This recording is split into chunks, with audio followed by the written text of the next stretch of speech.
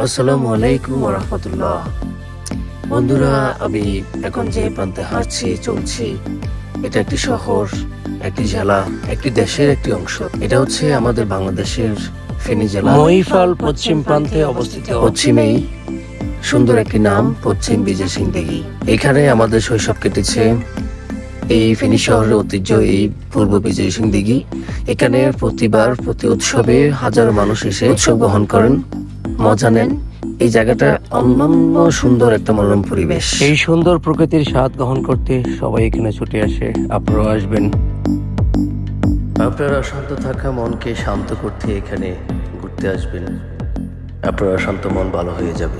সেই সাথে আপনার ভালোবাসার মানুষটার হাত ধরে খুব সুন্দর করে এখানে হাঁটতে আপনার ভালো লাগবে। এছাড়াও টিকটক, ইউটিউব, ব্লগার যারা কন্টেন্ট তৈরি করেন তারা তো প্রতিদিন আসেনি।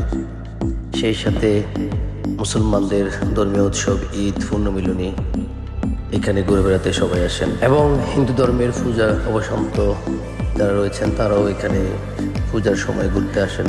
এছাড়াও দেশের বিভিন্ন জায়গা থেকে প্রায় মানুষজন যারা ভ্রমণ বিলাসিতা পছন্দ করেন তারাও এখানে ঘুরতে আসেন আমাদের বিজয় সিং দিঘির এই আনন্দ মুহূর্ত উপভোগ করতে।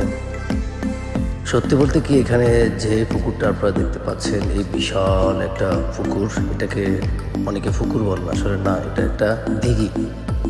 পূর্বে আমাদেরও জন্মের আগে এই পুকুরটা খনন হয়। কে করেছে সেটা আমাদের সঠিক জানা নেই, তবুও আমরা জন্মের পর থেকে, বুঝোয়ার পর থেকে এটা দেখে আসছি। এখানে আমরা গোসল করেছি, ভালো একটা সময় কেটেছে এখানে আমাদের। বর্তমানে এই জায়গাটি অনেক সুন্দর হয়েছে, অনেক চমৎকার হয়েছে। নানা রঙে, নানা গাছে, নানা ফুল ফলাদিতে সাজানো হয়েছে। অনেকগুলো চটপটি দোকান রয়েছে এখানে, খাওয়ার ব্যবস্থা রয়েছে। বলতে গেলে এটা একটা ডিজিটাল সময়, ডিজিটাল একটা বিষয়। ভালো লাগছে আসলে সত্যি।